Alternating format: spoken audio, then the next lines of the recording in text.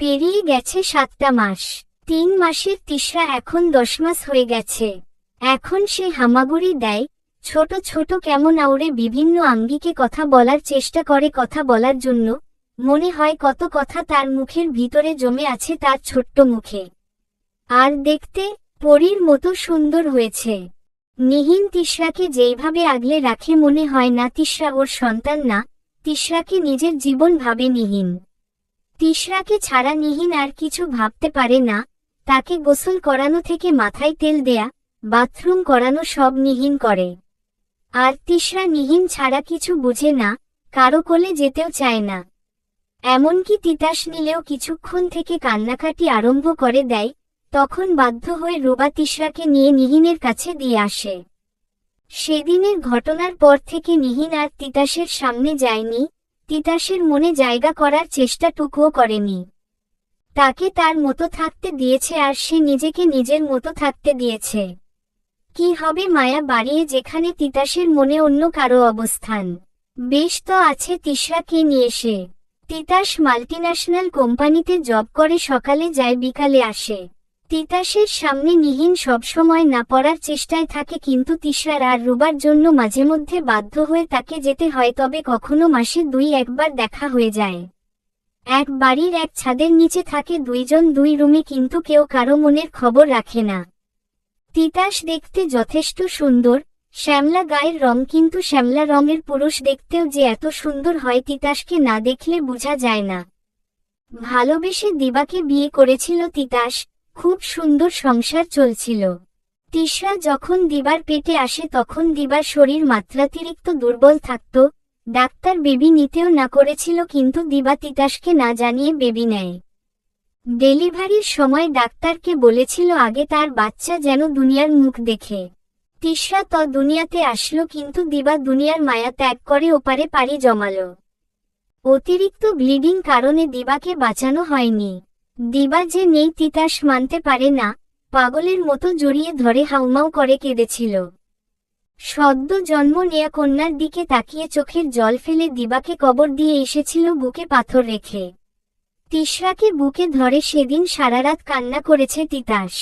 দিবাকে সে কতটা ভালোবাসে সেটা হয়তো কেউ দেখছিল উপরে বসে। তিতাসের দুঃখ কষ্ট কমানোর জন্য নিহিন জীবনে এলেও নিহিনকে না গ্রহণ করেছে, না তার কোন দায়িত্ব নিয়েছে। নিহিন শুধু তিশরার মা হয়ে এই বাড়িতে আছে, তিতাসের স্ত্রী নামক ট্যাগটা তার কপালে আর নেয়। কিন্তু ওই যে আরশে বসে ছড়ি ঘুরাচ্ছে একজন, যে নিহিন আর তিতাসের মিলন ঘটনার প্ল্যান করছে। শনিবার নিহিনের ডিপার্টমেন্টের আজকে অ্যাসাইনমেন্ট জমা দিতে হবে। তার শাশুড়ি তাকে পড়াশোনা চালিয়ে যেতে বলেছে, সে কেন থেমে থাকবে? তিনিও অনেক চেষ্টা করেছে তিতাস আর নিহিনের সম্পর্কে একটু উন্নতি আনার, কিন্তু ফলাফল কি? সবসময়ের মতো শূন্য। আজকে নিহিন হালকা নীল কালারের পাড়ের শাড়ি পরেছে, যেহেতু প্রেজেন্টেশন দিতে হবে, একটু গুড লুকে না গেলে মার্কস দিবে না। হাতে ঘড়ি, চোখে কাজল মোটা করে, টিপ পছন্দ না তাই পরে নাই, চুল খোপা করে কাঠি দিয়ে দিল। নিহিনের চুল তো আবার বেশ লম্বা আর একটু লালচে কালার। সেফটি পিন দিয়ে নিজের কাঁধের আঁচলটা আটকে ব্যাগ আর জিনিসপত্র নিয়ে নিচে গেল। সে চিন্তায় আছে তিশরাকে, কারণ সে কারো কাছে থাকে না। তাই ভাবছে ওকে সাথে করে ভার্সিটি নিয়ে যাবে, যেহেতু গাড়ি করে যাবে, সাথে রুবাও যাবে, প্রব হবে না। নিজের সবকিছু নিচে নামলো যখন লাল টুকটুকে জামাতে তিশরা ফোকলা দাঁত বের করে হাসছে আর নিহিনকে কাছে ডাকছে। মাথায় লাল ব্যান্ড, চুল নেয়, তবুও রুবা অনেক শৌখিন থাকার কারণে পরিয়ে দিয়েছে। নিহিন মুচকি হেসে এগিয়ে নিল নিজের কোলে তিশরাকে। তিশরাও হাত বাড়িয়ে কোলে উঠে নিহিনের থুতনিতে মারি দিয়ে চাপ দিচ্ছে। এটা তার সবসময়ের অভ্যাস। রুবা নিহিনকে দেখে মাশাল্লাহ বলে পরি বলল। নিহিন, তিশরা আর রুবা যখন বের হলো গাড়িতে ওঠার জন্য, তখন তিতাসকে ড্রাইভিং সিটে দেখা গেল। নিহিন দেখে উল্টা পথ ধরলে রুবা চেপে সাথে নিয়ে বসায়। গাড়িতে বসে আছে ওরা 4 জন। রুবা অনেক চেষ্টা করেও নিহিনকে সামনে বসাতে পারেনি।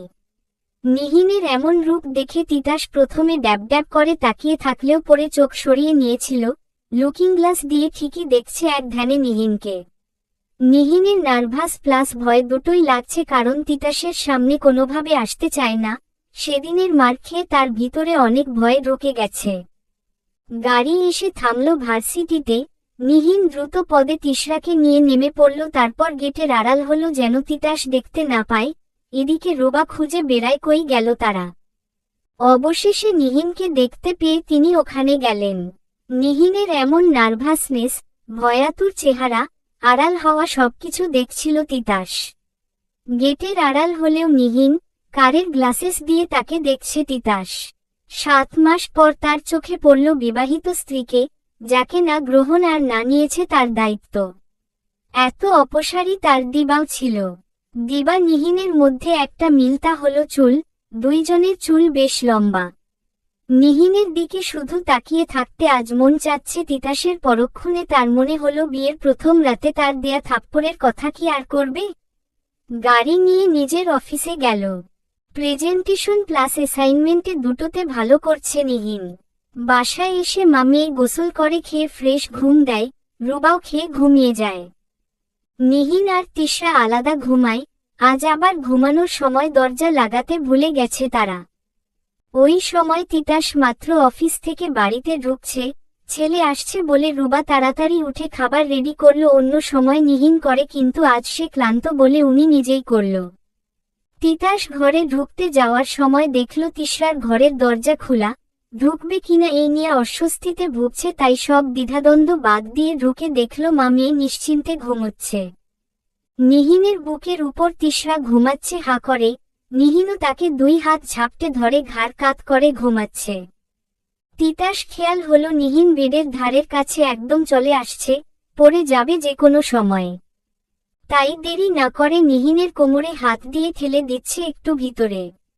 নিহিনকে ছোঁয়ার সাথে তিতাসের মনে অদ্ভুত শিহরণ জাগল। মেঝেতে বসে বসে খুঁটিয়ে খুঁটিয়ে দেখছে এই প্রথমবার নিহিনকে। নাকফুল কেমন মানিয়েছে তা নাকে, মনে হচ্ছে তার জন্যই করা। আবার ঠোঁটটা কি সুন্দর গোলাপি।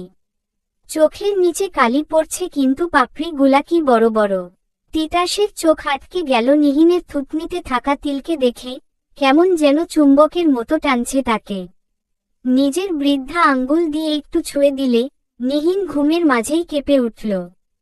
তিতাস নিজেকে সংযত করে ঘর থেকে বেরিয়ে গেল, কিন্তু তার চোখে এখনো ভাসছে নিহিনের থুতনির তিলটা। সেই তিল যে তিতাসের মনে ঝড় সৃষ্টি করে, মাদকতা কাজ করাচ্ছে যদি নিহিন জাগ্রত অবস্থায় বুঝত। 7 দিন পর। এই 7 দিনে তিতাস বিভিন্ন ছুতোয় নিহিনকে দেখত, কখনো চায়ের জন্য, আবার কখনো সার্ভের জন্য। কিন্তু নিহিন সে এইসব তোয়াক্কা করত না, যা চাইতো দিয়ে দিত। যদি সে বুঝত তিতাস নামে মানুষের মনে নিহিন নামক মাদকটা ঢুকে গেছে, যা তার ভেতর আউলা ঝাউলা করে দিয়েছে। রাতের বেলা তিতাসের মেজাজ গরম হয়ে আছে এত বেশি যে সামনে থাকা ব্যক্তিটিকে তার মনে হচ্ছে খুন করে ফেলতে ইচ্ছা করছে। এক হাতে নিহিনের হাত শক্ত করে আছে। তিশরা ঘুমিয়ে আছে, ওকে নিয়ে রুবা ভিতরে রেখে আসছে। ফ্ল্যাশব্যাক।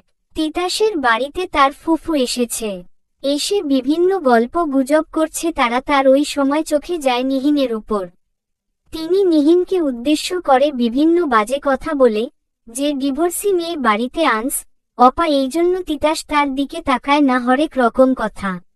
নিহিন এইসব শুনে চোখের জল মুছে নিজের রুমে গেলে তিতাস তার হাত টান মারে তাদের সামনে নিয়ে দাঁড় করাই। নিহিন অবাক তিতাসের এমন কাজে।